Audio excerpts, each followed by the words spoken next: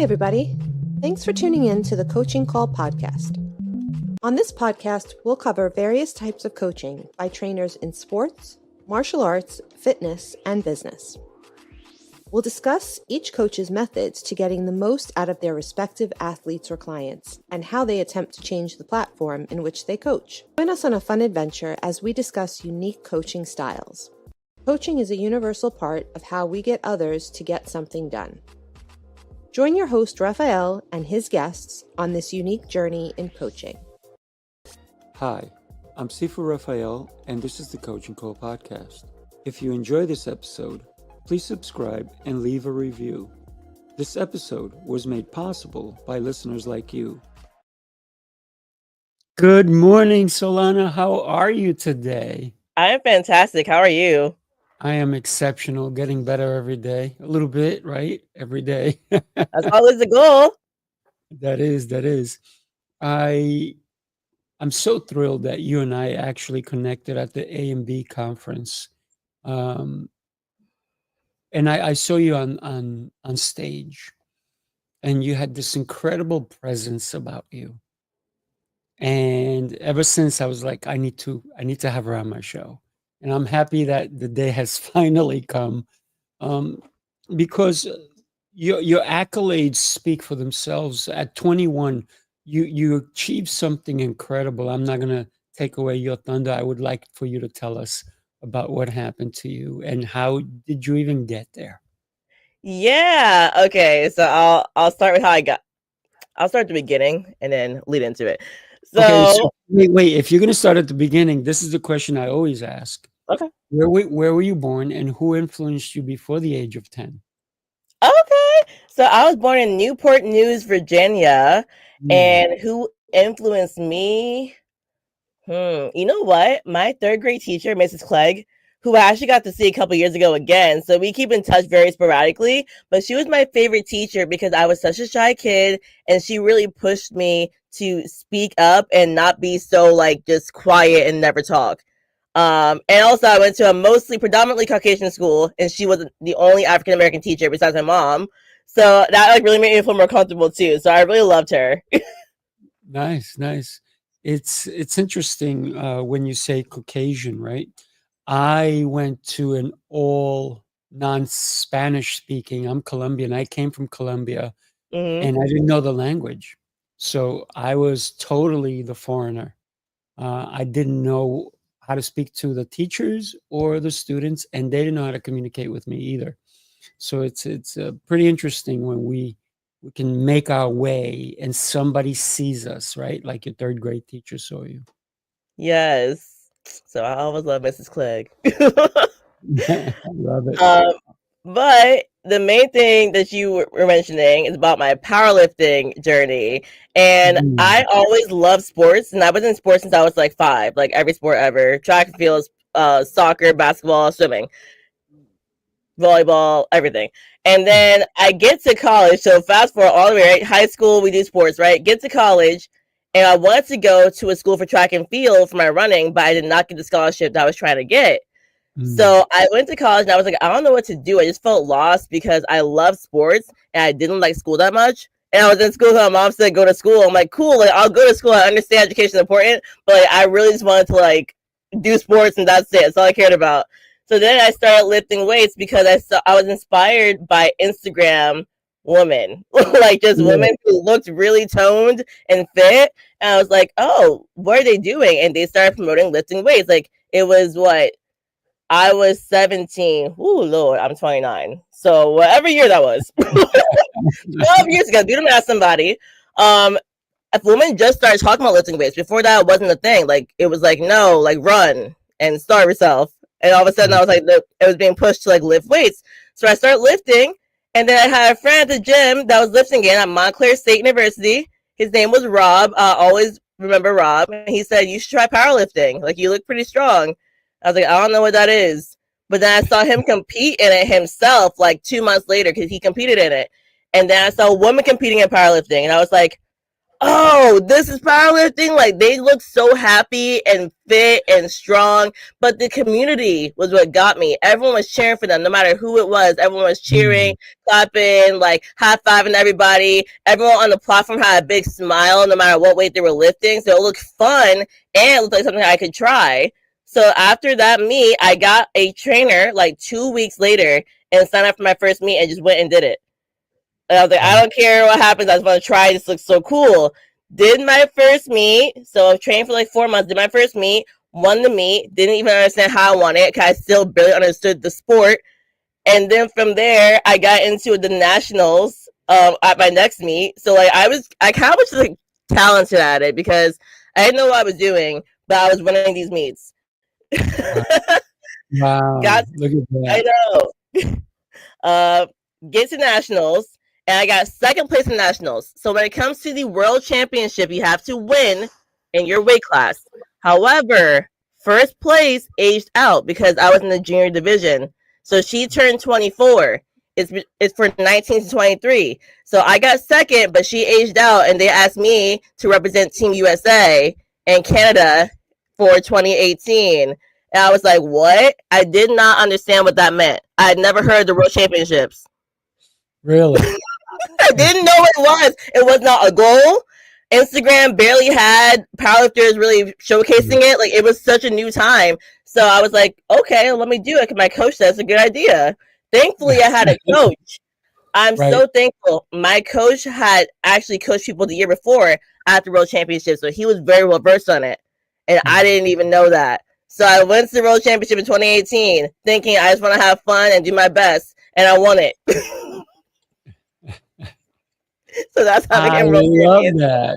I love that. It's almost like understanding that you don't know what the limit is. You didn't know what it really was about. So you just went and did your thing. And doing your thing is what showed everybody else that the champion that you are. So wow. Yeah, and I'm thankful that ignorance for me was bliss because as someone who that happened and then I kept going with it and now I'm a coach and I coach other women. Powerlifting at a high level is in your face now all the time. All over social media, it's getting much bigger. And I'm so thankful that I didn't know what was going on because there was no pressure. No one knew who I was at all, right? So it was just a time that I'm thankful for because it's not the same now. It was not bad, but I just feel like when you don't know anything and there's no pressure, I didn't even know I was ranked number 1 going in. Like I had the highest total going in. I'm like, oh, no one told me that. I didn't ask. I just went. It was a gift without you knowing. It was a gift. It was. So you won. What was that day like for you going in? Because you didn't know what exactly to expect. Was there nerves? Was it just another meet for you? What was it like? Sifu, not only were there nerds, because I didn't understand, like, I had to wear a Team USA, like, uniform. So, like, I was like, okay, like, this is a big deal. You know what I mean? Like, we had some team meetings before. I'm like, oh, you're my teammates. Like, this is a very individual sport. So, all of a sudden, I had teammates because the team can win if enough of you get first place. So, not only was I nervous, but I fly to Canada. I get there, and I don't know if it's something that I ate or something, but I had really bad sickness for, like, 48 hours leading into the meet. And I'm talking like both ends stuff coming out. Like can't keep food down.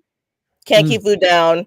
And then I go into the I go to the drugstore to try to get medication. And my coach is like, you can't get this, or this because you get drug tested, you'll fail the drug test. So now I'm like having a panic attack. I'm like, I can't even take the basic over-the-counter drug I wanted to buy because I will get popped apparently. So I'm like, what can I take? So it was very stressful because I felt horrible.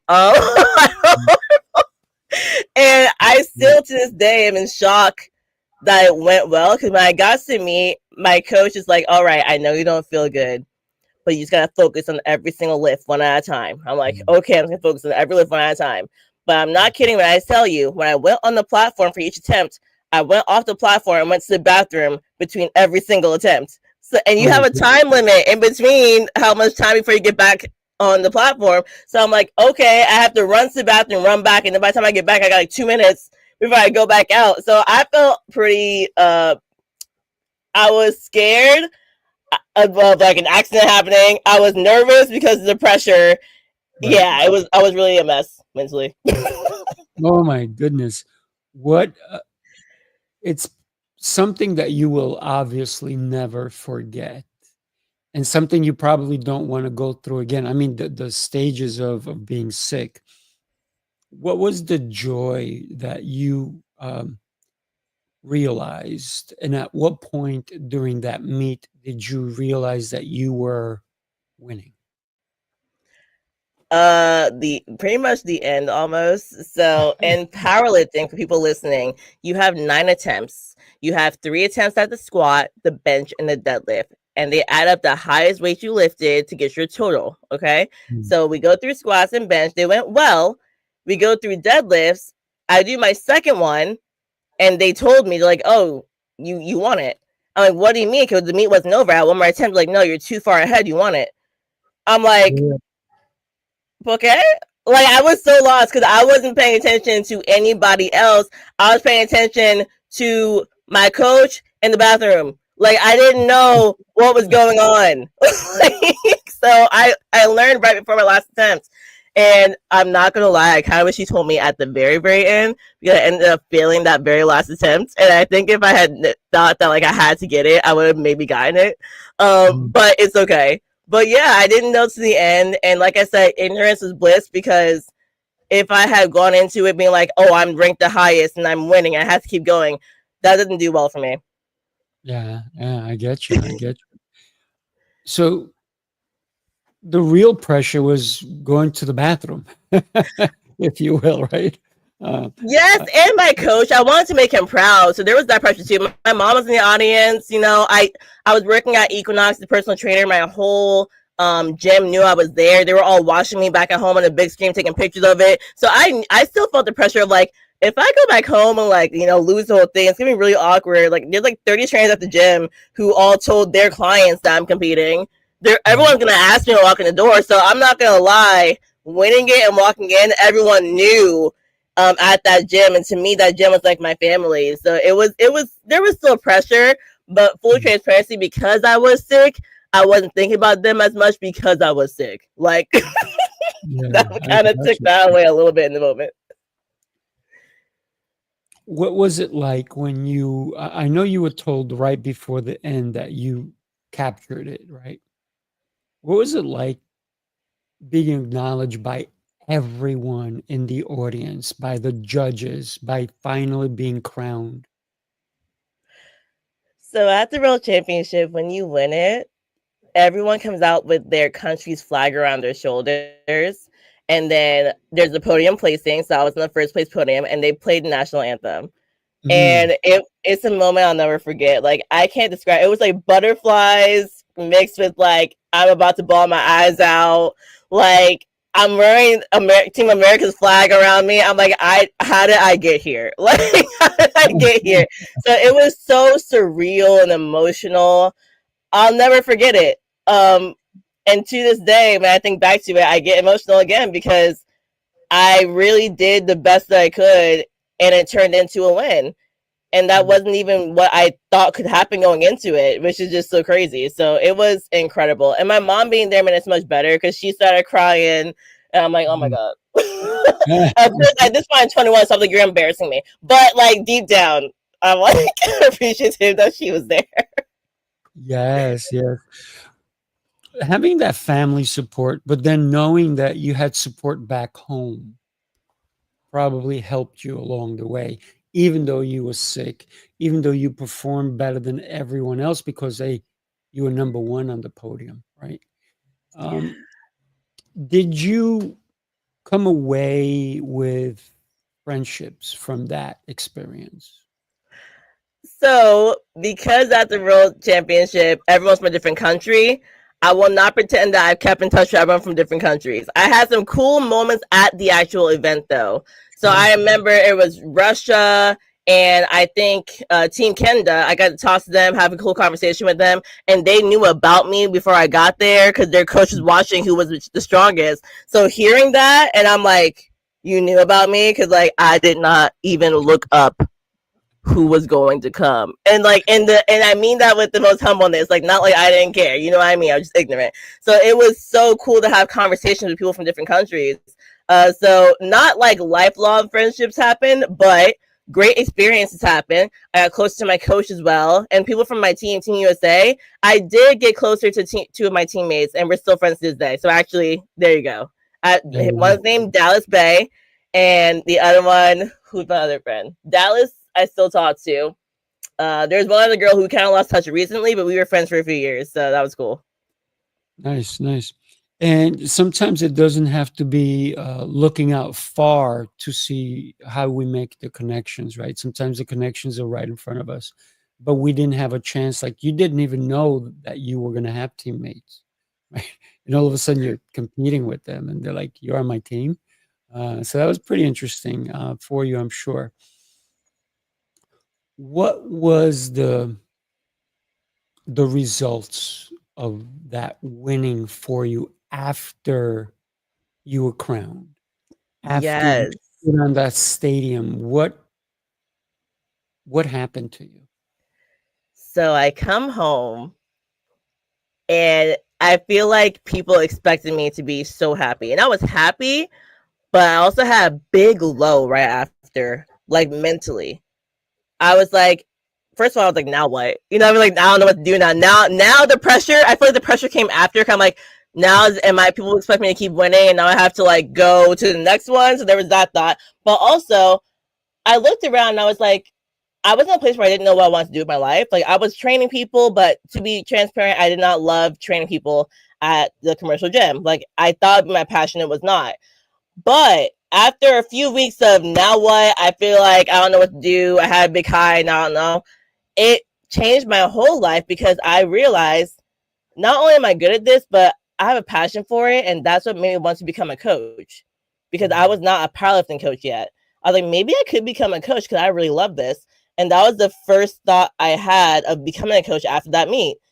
And so, you know, that I was 21. I'm 29 now with a full-time coaching business, right? And that seed was set after that competition. So I'm so thankful for it because I'm known in powerlifting as the women's coach for powerlifters. My whole roster is female, which was not even my intention, but I became obsessed with helping other women who are like me, right? There, I was very shy. I had low self-confidence really my whole life.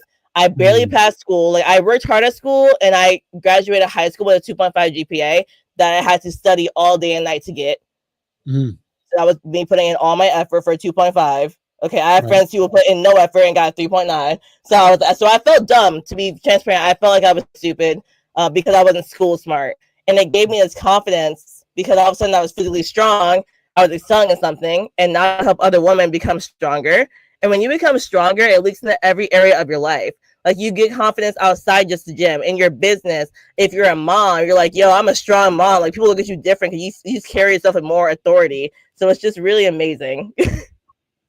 I got to tell you, one of the things that you just said that you kind of felt stupid at school, and I think that that's where school fails so many people because it's not about you may not be good at cooking, you may not be good at shop, you may not be good at science, but that doesn't mean you're not good at other things.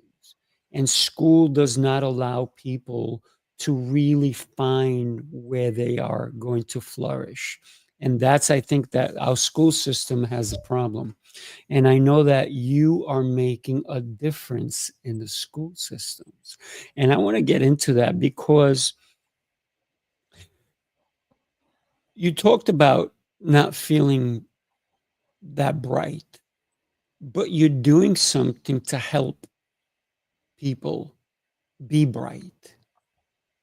So you took that feeling that you had and you kind of flipped it on its head, if you will. And I love that about you. And the fact that you can get on a stage and you can do a keynote and you can do all these different things, we have to go back and look at everything you've been through because all your stories is what makes you who you are, right? The beauty that we see in front of us is because of those challenges that you went through, right? So one of the things I always say to people, somebody said to me not too long ago, I think you might have been there, and somebody was talking about failure, and I said, I love failure. They're like, what? I said, yeah, you know why? Because the more I fail, the more I know what to fix, the more I can adjust. So failure for me is just another way to learn how to do something better or different. What are your thoughts? So first of all, I love that you said you love failure because it's taking me time to realize that I also love failure. As an entrepreneur, like I, especially starting out coaching, I had a lot of fails. Like I had a lot of consultations that came up where I didn't understand how to really put forth what I offer, and like I would call a lot of them failures where we got off the call. I'm like, I don't think I did a good job talking to that person who seemed really excited about powerlifting. You know what I mean? Or even just working at Equinox, like a lot of failing happened there. A lot of talking to people, and I'm like, something's not right because I enjoy training, yet I'm not getting any clients, right? So I've had a lot of different failures. What you said was, I took my experiences and now I work in the school system. I've gotten to use my past experiences to help shape what I do now. And you are correct. I work in New York City schools and I teach podcasting with my partner, Carl Michelle. And we work all over New York City. We're in every borough, Harlem, Washington Heights, Manhattan, Staten Island, Queens, like we're Brooklyn, everywhere, Bronx. And I love what I do because even today after this call, I'm going to a summer school. And these kids, this is elementary level, so we do 3rd to 12th grade. Some of them are so shy, they don't want to speak at all. Some of them like talking, but they need to kind of be reined in about what to talk about. And I feel like for me, as someone who was always shy and was too scared to say anything, and I felt not intelligent, I wish I had someone encourage me to use my voice. Like even if you're young, you have a story to tell. You can talk about what's going on in your life currently, what you love about your life, what you would change if you could, because that's going to make you start thinking, well, what can I do to change my life? You might be young, but what can you do to have the life that you want to have? Right. And even, right. Even encouraging kids to interview each other, like get to know the people in the room with you. That's how you build friendships. I had a hard time making friends because I was just shy. I didn't talk to people.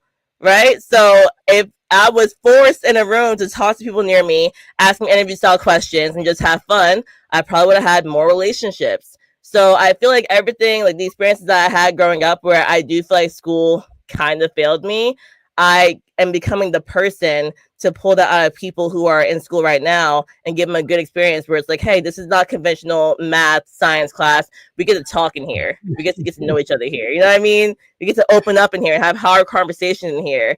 There's one school I'll never forget, Wings Academy. There was one student, and one day she walked in and she looked like heavy. Like I could tell like her heart was heavy.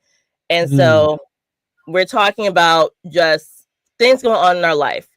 And we get to her, and I'm like, hey, whatever it is that's on your heart, just say it. We had some open conversations. Some people talked about how like stuff going on with their parents, their family, divorce, people dealing with ICE, dealing with being deported in their immediate family, everything. And then she just poured her heart out and started crying. She was like, my sister passed away last year and got into a bad accident, and I've been depressed ever since. And the whole room started crying because apparently her sister went to the school. So a lot of people in there were friends with her. And I could just tell there was a heaviness. So I was like, what's going on? And when she opened up, we got to have like a 20 or 25-minute conversation about just healing, what she's doing to get through it every day, how you can honor your sister. The people that were friends with her, they were like, we miss her so much, but we're here for you. We love you. They were hugging, holding hands at the end. We had a tissue box in there. And I felt like by the end of it, I was like, they would have never had the chance to open up like this if we didn't create the environment for it. Right.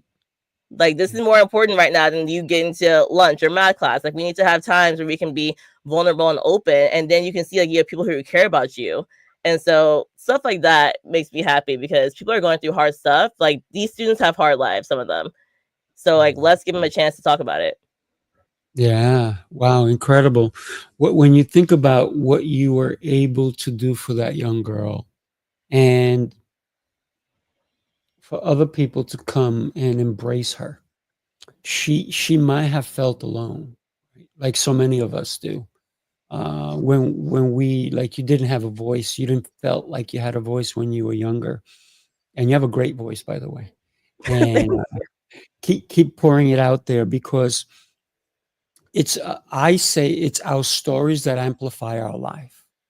That's one that I say constantly, because without your story, people wouldn't get to live through your experience, right? When you were telling me about the day of your event, I was envisioning you going to the bathroom, running back out, getting ready, saying, I'm going to do this for everybody, and then doing your thing, and then going, uh-oh, I better go back to the bath. And so Literally my whole day. I can only imagine how hard that had to be, but for you to come out and say it, and tell people about it, and tell us about it, it's a powerful statement, because you went through it. No one else would know you went through that unless you spoke about it, right? Just like that young girl who, you can tell something was heavy in her heart, and until she opened up, you would never have known. And so for you to do something for someone, to use your voice, to bring your strength, right? Your physical strength, your mental strength, your voice strength, to help our youngsters, I applaud you big time, big time. Because it takes courage also to do what you're doing, right? To go into a place where, and you said these kids are having a hard time, they're having a hard life. And a lot of them, they just don't want to be bothered, because they don't believe that anybody really wants to hear them. But meanwhile, you're putting the microphone in front of them and saying, we do. We want to hear it.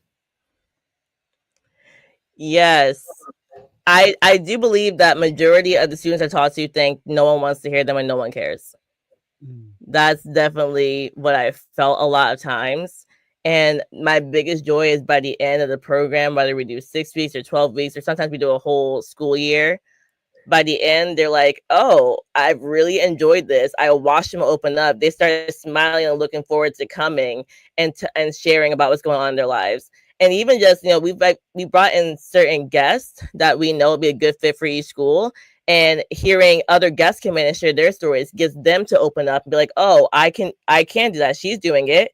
Or even if my favorite is bringing in someone who I'm like, I think this person would be inspiring, because some of these kids don't have a vision for what they want to do, like especially the high schoolers. I'm like, you're going to graduate soon. Like, what do you want to do? You don't have to know exactly what you want to do with your life, of course, but some of them are like, I don't know. My parents, they work jobs. They're going to work till they're 85 and then they're going to die. That's going to be what I do too. I'm like, it doesn't have to be that bleak and sad. You know what I mean? Like, you can actually achieve your dreams. I always was scared my whole life when I was growing up, because money was such a sensitive topic. I was like, I just hope I can afford to live. I don't want to be broke all the time, because my family was just struggling. And then when I started to have faith in myself after that competition, I was like, wait, I could own my own business and be an entrepreneur. And no one ever said the word entrepreneur to me growing up. Nobody. My parents are old school. I'm the first generation. I am my ancestors' wildest dreams. I am running around doing what I love and getting to pour into people, my athletes, the students, and get income from being someone who is inspiring to them. And that's something that everyone can do, but someone's got to speak life into these children and say, you can do it. Yeah. I remember when I was a kid, I was young, maybe I was 8 or 9, and I saw a young man not being driven around, but open up the door to drive himself. And it was a really nice car. And I was like, oh my God, when I grow up, I want to have my own car. So it was that little bit of a sight that you can do something, right? And I've had so many different careers. Like you, I'm an entrepreneur now. I have several businesses. But I went to school. I went for architecture. I did architectural drawings. I did all these different things. But then I was also doing martial arts in the background. I was still doing personal training. I've been a personal trainer since I was in high school. And I used to teach at a different high school than the one I went to, because for me, it was about how can I help? And that's what all my business is about. That's why I have 8 podcasts, right? How can I help? Bringing someone like yourself to listen to your story is going to help someone go, I can do that too. I can achieve something that no one else believed I could. Heck, even myself, I didn't think I could do those things, right? Like, you didn't expect yourself to be a champion, to be in Team USA and come in number 1. When you decided, Solana, when you decided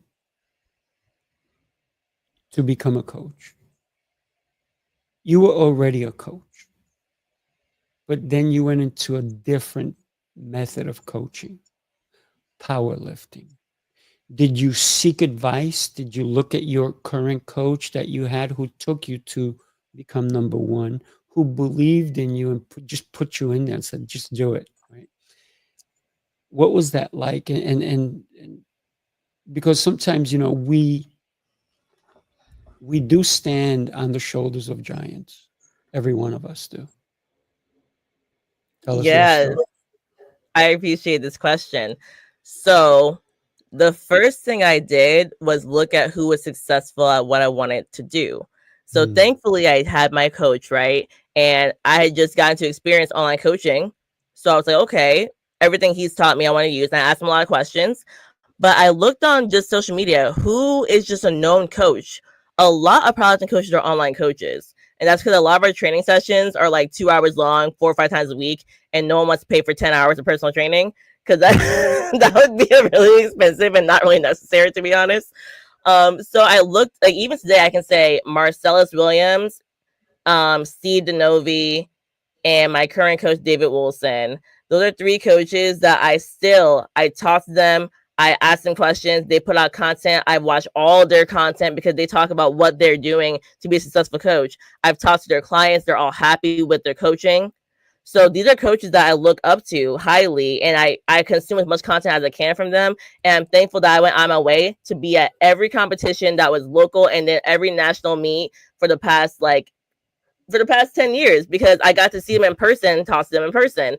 I built relationships with them. So really that was networking. I would never use that word back then because I didn't know what networking was yet, but that was networking, and that helped push me, because I'm like, okay, it's hard to see the vision of being successful as a coach. A lot of people start out trying to coach powerlifting and they fizzle out in like 6 months. They don't believe that it can be a real career. Right. Before I was working in the schools, this was my full-time career, and it paid all my bills. And most people are like, coaching can never pay your bills. Like, you just can't make that much money. And you can, right? But I had to talk to people who were successful at it, because more people were saying, no, you can't do it, than we're saying you can do it, right? So focus on who's doing it well. If you can talk to them directly, please do. But that's what did it for me. I got advice from my coach.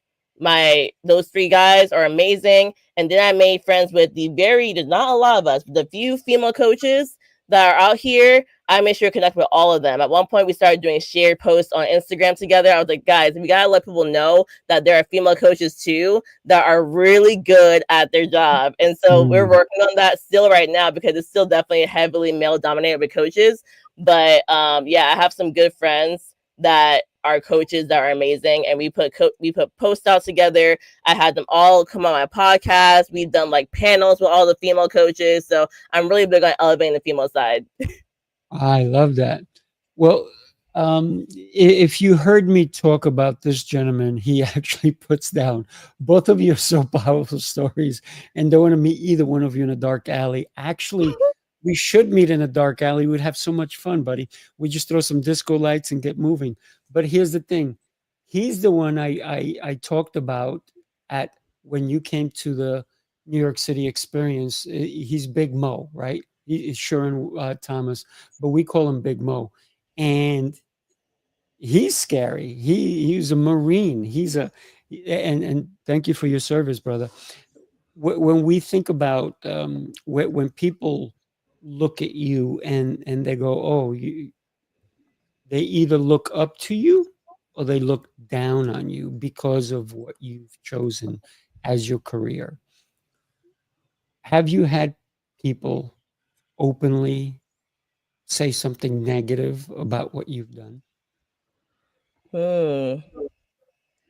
So funny enough, we talk about how I'm thankful that my parents supported me. I would say family members were the most negative in the beginning. And I don't know if that's shocking to you or not, but I remember specifically, I can think of one aunt right now who would reach out whenever I'd had a competition and be like, "Oh, you're competing again?" But like, yeah. And she'd be like, "Cool, when are you gonna get like a real job?" Like that would be like her response. Or like, when are you gonna go do something else? Cause like, are you getting paid to do that? Like that would always be what she would say. So I would say family. I can think of a couple other people in my family too, but like, yeah, they would kind of be like, when are you gonna go do something that actually makes a difference and pays you? Go get your bills paid. Because I'm not gonna sit here and pretend like, oh yeah, I decided to become a coach, and then all of a sudden I moved out, I made all this money. Like it was years. Like that was 2018. I was like, I want to be a coach. I still did personal training up until 2020, and I started online coaching, but it was like very little. Like I was just putting out information and content online, getting a couple clients here and there. COVID hits, and it forced me to go fully online because they basically said it's illegal to go to the gym. So I was like, all right, well, we're going online. And so in a way, it was a blessing in disguise. But even then, during COVID, there was a full year of like, I had just enough clients to pay my rent and put food in my fridge, and that was it. Like, if I lost one client, I would have been late on rent. Like, my parents could not afford to help me with rent. You know what I mean? Like, it would have just been like, oh, I don't know what to tell you. So it was a lot of like, I'm getting by. But I just kept the hope alive because I was like, I love this too much, and I've already experienced not loving what I do for a living. And I won't lie, my age was very helpful too. I decided to go all in on what I wanted at 20, 21 years old with no kids. I don't have major responsibilities. And real talk, had I failed miserably, my mom would have let me move back in. She will let me move back in, right? I wouldn't have been literally homeless, thank you God, right? So I went all in quickly, and yeah, sometimes people were negative, but that's okay. But in the actual powerlifting world, no one's ever walked up to me and said anything negative to me, ever. Like, it's just only been family, truly. Because they love you and they don't want to see you fail, right? That's usually the case. And so they want to see you succeed. And if it's old school, they want to see you married and somebody taking care of you, right? 100%. Which is old school. And what I see in front of me is a young, beautiful, powerful woman. And when I saw you at our New York City experience, you were vibrant. You were electric, right? You have this energy about you that says, not only am I powerful, but I'm calm inside, right? Talk to us about that. How powerful is that for you personally? I appreciate that compliment. I really think because I believe in myself, and because I wake up every morning and remind myself of my goals. The first thing I do after I do my devotions is I have my list of 5 things that have to get accomplished that day. And then I also have in my Google Docs, which I go and check every single week, my 1-year goal, my 3-year goals. I have a 5-year goal and 10-year goals. And I'm actually checking off these goals over time. And that keeps me so motivated. I'm like, no, I mean something. I'm doing something with my life. And my goals aren't all about me. Like, some major goals that I have involve taking care of my mom. I have a special needs nephew, and my sister and my dad both passed away. So my mom takes care of him. And my mother is 70. All right, taking care of an 8-year-old with special needs, right? So I help her out a lot. And I'm like, I want to do these things so I can financially take care of him, because eventually my mom's going to keep getting older. And I'm like, I'm going to take him. You know what I mean? So I'm heavily motivated with everything I'm doing. I know I'm making a difference. So I do have a confidence that I can do whatever that I put my mind to, and I can achieve it. And also, as someone who's religious, I know that God's with me, because God has given me the ability to do these things. So I don't want to waste it. Love So I that. think that's where that energy comes from. Because I also, at the same time, I think I'm decently humble. I try to be decently humble as well. So I think that's where the calmness comes in. I'm not overly hyped, but I still come in with like a strong presence. Yeah, absolutely. When we think about what you said, that you're religious, and so am I, and you talk about God being with you. I think He's with us all the time. It's not just a lot of people, and you see it in church or wherever you go. During the holidays, it's more packed, and people only pray when things go wrong, but they stop praying when things are going right. They forget that the only reason things are going right is because He's with us, and He's been with us, especially during our trying times. I agree. What's crazy is I feel like people who I see checking off boxes and like going through life and like I'm gonna just do everything I can. They're the ones that celebrate God the most and talk to God the most when things are going well. Like I see that switch. Like for me, like I'm really thankful where I am in life, and I wake up like God, thank you, because there was one point where I dreamed about this life. So Mm. thank you. I'm not gonna wait till devastation happens to be like, oh yeah, God, where are you? Like I just have to thank Him daily, because I'm like, I know that I'm just a mortal human being, and you're really in charge of everything. So I'm thankful for every opportunity I get. Yeah, love it, love it. Let me share this with you and everybody else. Take a look. You followed the rules, tried the restrictions, counted the carbs, the steps, and the failures. You're not lazy, you're exhausted from doing it all without real change. What if the problem isn't you, but the plan? Sifu's Mind Body Method is a 90-day transformation built on 7 unshakable pillars: mindset, movement, nutrition, hydration, fasting, journaling, and faith. This isn't another shortcut. It's your structure, your strength, your reset. You don't need harder, you need better. Ready to begin? Start today. So I brought that up. That's a program that I have, but I know that you also have an incredible program, because not only are you helping people get into powerlifting, but you also talk to them about nutrition. How important is nutrition for a weightlifter or a strength lifter, if you will? Yeah, it's pretty massive, and I do coach nutrition. And funny enough, I put out an email to my list yesterday, and the tagline was "I love Taco Bell." Okay, and the point of my post was the first 3 years of my powerlifting journey, I was surviving off of mostly fast food and protein shakes. And I said, and guess what? I did still end up becoming a world champion while I was eating a lot of fast food. However, I was exhausted all the time. I needed 3 coffees per day just to stay awake and get through the day. I didn't value my sleep well enough, so I was always very just tired. My training sessions, I would crash halfway through them, just like feel really like I had no energy. I was hungry often because I didn't eat a lot of whole foods, so I would eat and be hungry an hour later because I was eating like again fast foods. So I talked about how I made it far, but I've changed my life a lot, and I feel incredible in and outside the gym, and my training sessions feel 10 times better. Right? Yeah, So it's huge. Eating whole foods versus fast food, you're gonna feel better. You're gonna have nutrients that you need. You're gonna have more energy, and you're gonna honestly, as a lifter, as anybody, but bowel movements are important. And as a nutrition coach, I ask my clients daily to fill in, did you get one in today? If not, we gotta change something, right? yeah, Because I'm like, your digestive system needs to be functioning well. It can't if you don't have enough fiber, micronutrients going into your body. So it's massive. And then also, I really hone in on training nutrition and post-training nutrition. If you don't eat a good amount of carbs and protein and low fats before you train, if you're doing like a 5 a.m. workout, I adjust the protocol. I still have you eat something, but it's lighter. But if you're not having carbs and protein before you train, you're doing yourself disservice, because now you're not going to have that energy and you're not going to feel as good. And I tell people this all the time, you should never be hungry while you're working out.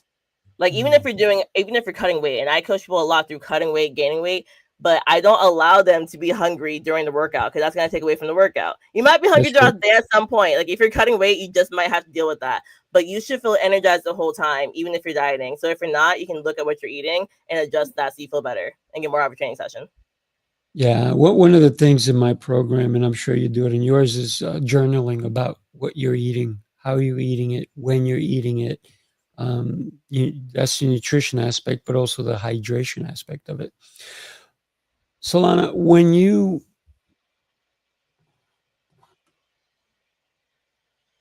you realize that you were getting sluggish on Taco Bell, if you will,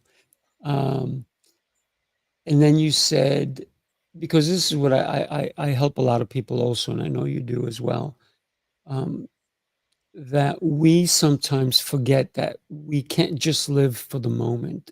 We got to live for tomorrow, right? And that's what your nutrition is doing for people, helping them understand.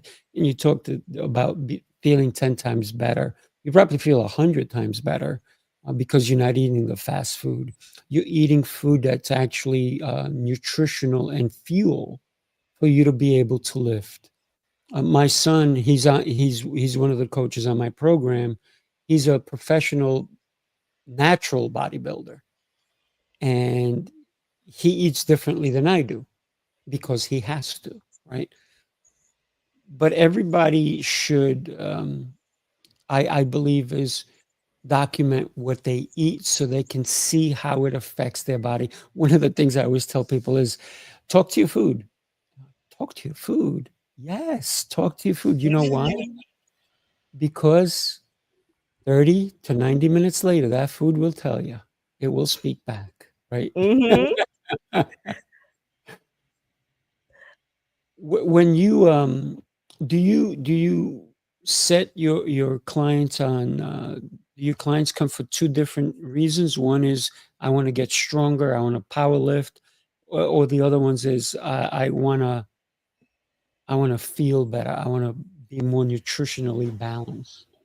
Or do you combine both into the same program? Yeah, it can be both or it can be separate. So I have clients that come to me just for powerlifting coaching. And when they do, I'll talk about nutrition. If they don't want to do nutrition with me, that's totally fine. But they still have to fill out in their sheet at least a couple days a week, like their overall calories for the day, where their water was, did they have a bowel movement, what their sleep was at. So if you're not doing nutrition with me, I still want an idea of what you're doing.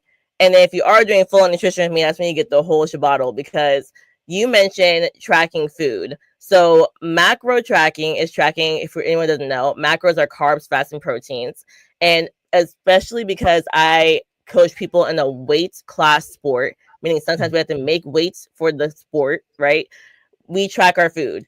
And it's huge because then you can see where your food's coming from and also what are your carbs, fats, and proteins at. And then we can adjust them. Are you having enough protein?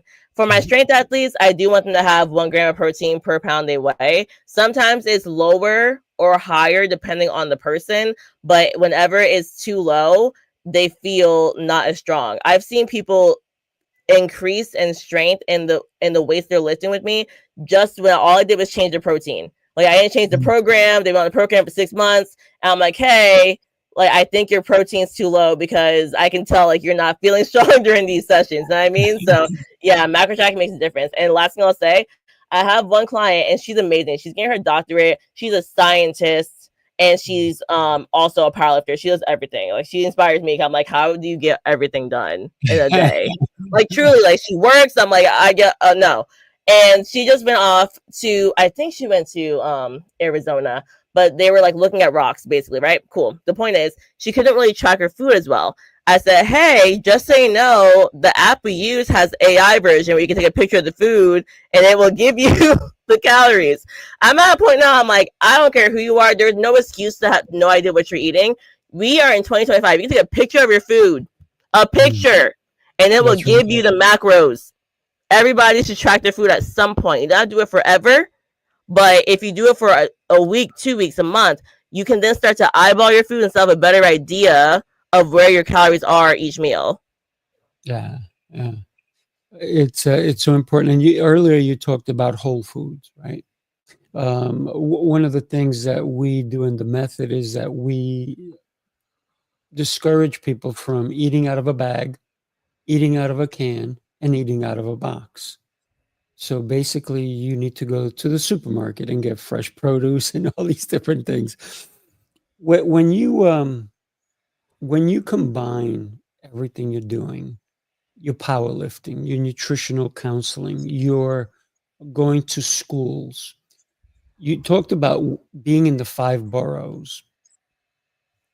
And I told you I used to go to schools when I used to bring swords and all that kind of stuff. Can't do that anymore. Yeah. But because I used to do sword demonstrations and all that kind of stuff.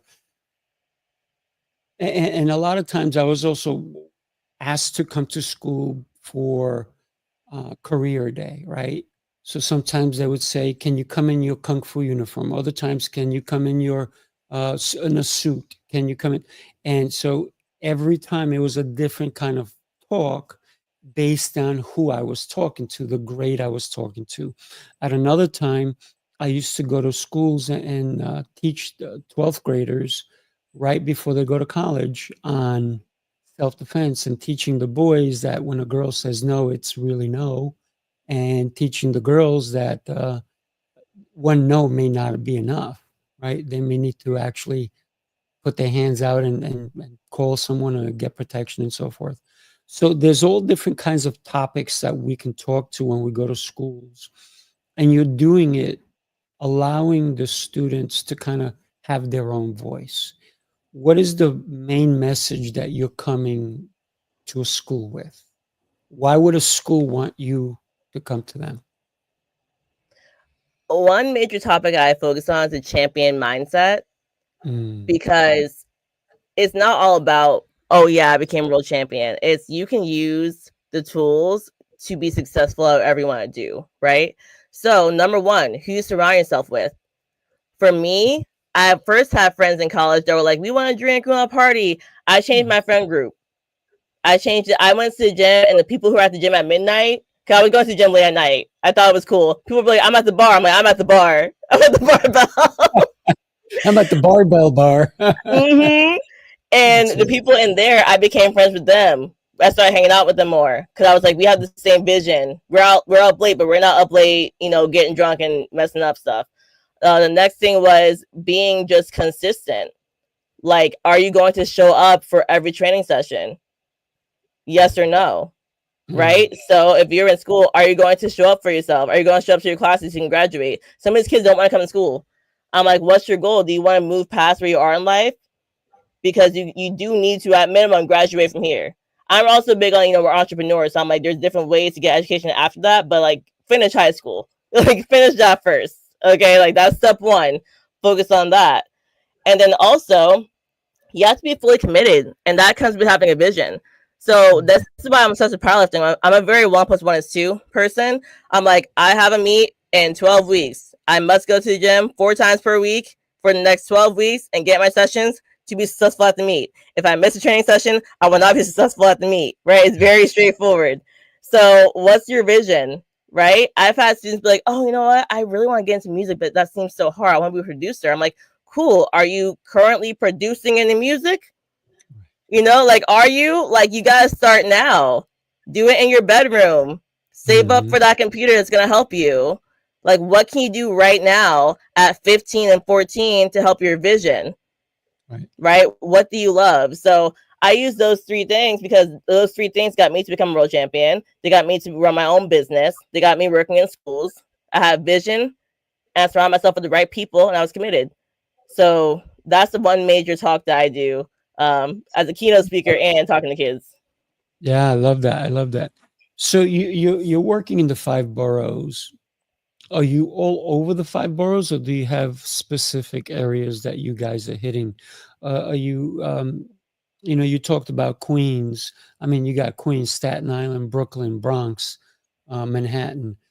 When we think about that, that's a lot to cover. How are you covering it? Yes, it is.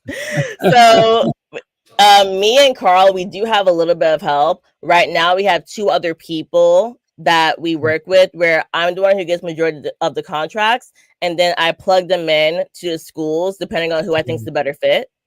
So there's really 4 of us, and that's very helpful. We also don't all live in the same place, so it's a little bit easier. Carl is willing to be fully booked with schools, and he lives right in Bronx, so he's heavily in the Bronx. And then I live in Jersey, but I'm like a 10-minute drive from the bridge. So I'm heavy in Manhattan and Bronx because that's like 20, 30 minutes away from me. And then I have one school in Queens right now that I'm in too. But then we send the other people out. So we're building our little collection of people who we know have the same vision as us. They love helping people. They love working with kids. We have to know how to podcast. We teach them how to use the equipment, right? Most of them though, I'm thankful because all of us have a podcast, except for one. And the one who doesn't, she loves speaking. I'm like, okay, if you're doing public speaking, that's fine. We'll take it. Like, same thing. You're just not doing it on the microphone on the computer. It's fine. Like, so. When you are doing what you're doing, right, with your partner, and you talked about having one school in Queens, how do you expand on what you're both doing? How do you get 5 schools in Queens? How do you go into Brooklyn? Staten Island is a whole nother world, if you will. Each borough is another world, right? The Brooklyn, the Bronx, everything, right? And then I'm thinking, oh man, I'm in Long Island. You guys, we got to get you out here. How do we do that? We need to get in Long Island. So we need to talk further, right? Because there's a lot of schools out here that need it. And when you think about teaching kids to have a voice, right? To teach them how to do a podcast, to teach them how to get online and do something positive instead of the negativity that we're constantly seeing. I know you have a 1-year goal on your doc. I know you have a 3-year goal, a 5-year goal, and a 10-year goal. Where is it that you're going to be able to bring it out to Long Island, bring it out to New Jersey, where you actually live, bring it out to Connecticut, right? Bring it out to Rhode Island, bring it out and then start slowly to spread, because it sounds like the message that you're delivering and the method makes a lot of sense. How we're going to expand. So what's cool about being a vendor in New York City, they have these events for vendors and principals we get invited to, and we get invited to every single borough throughout the year. And they invite all the principals from that borough, and essentially it's like you have an hour and a half to kind of pitch all of them if they walk past you, or I go find them if they don't walk past us. But we get to pitch them, right? And we had to explain what we do in 2 minutes and prove why we're going to be a good fit for their school and their students and what they need.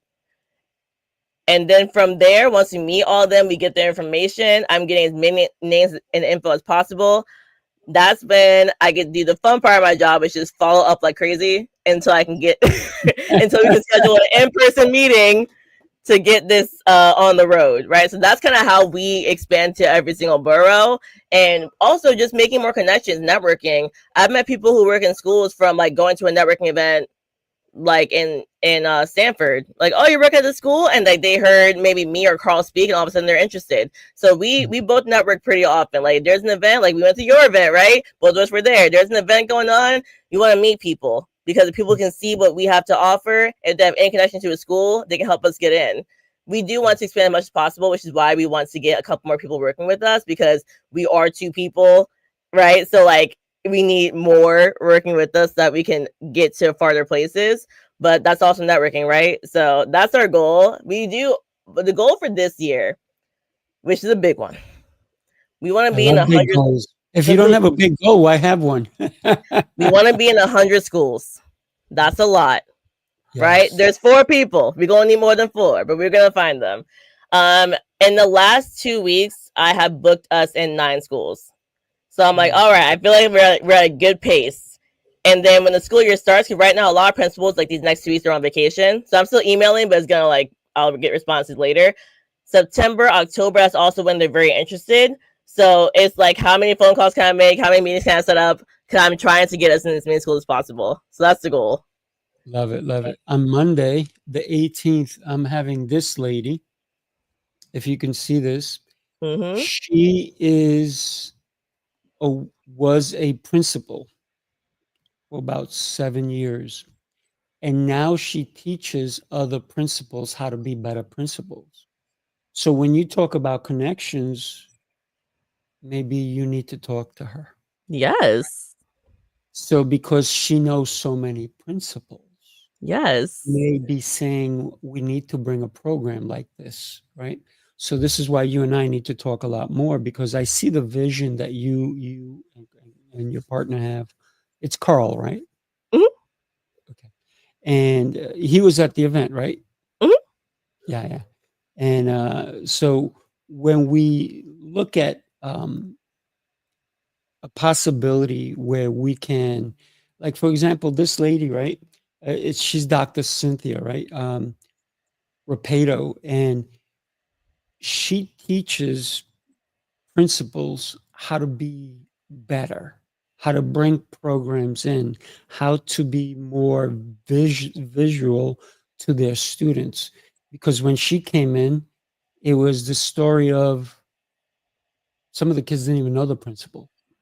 Mhm. Her mission was to be at the front and center every day when the kids came in, and she got to know all the kids.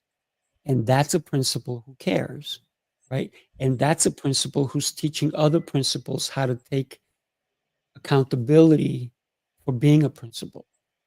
So yeah, I love to connect you with her. I think Yes, it's fun. please. Yeah, yeah, yeah, yeah. So you should check out my show on the 18th. It's called Author's Tales, and we're going to talk a lot about what she's done and what she has. She's accomplishing great, great things. Thank And so you. are you. Yes. You're accomplishing great things. You know, when you think about your mission, right, and the goals, and you talked about when you set your goals, you set them for you, but because, and I call that selfish because I am super selfish, because the goals have to align with me, because my goals are pretty simple: to help as many people as I can. Sounds like you have the same type of goals, right? So if we can accomplish those, everybody's going to benefit.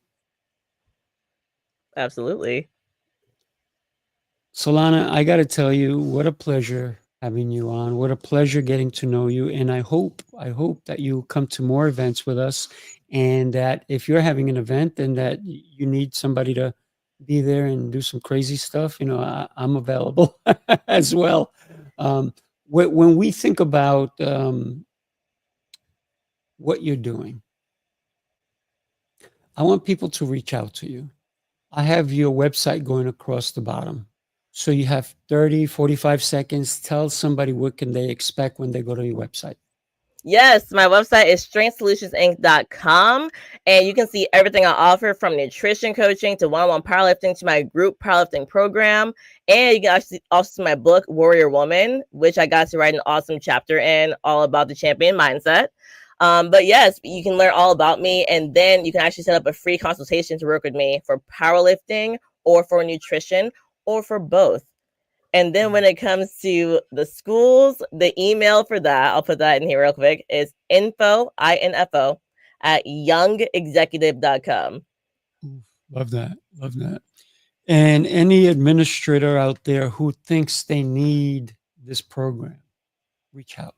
Reach out. Please. Reach out. Reach out. Reach out. One last thing before you go. Why is weightlifting in general important the older we get? Ooh, love this question.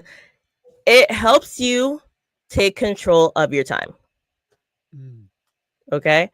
As we get older, you can only two things: you get weaker or stronger. That's it.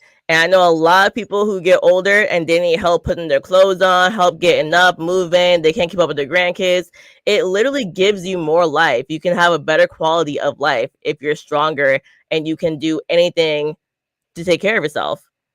So weightlifting is going to combat everything. Osteoporosis is going to have you have a better time during menopause, ladies. I have many perimenopausal and menopausal athletes right now, and they're all thankful that they strength train and eat well and have a lot of protein. So it's just going to help you live a better life, more fulfilling life.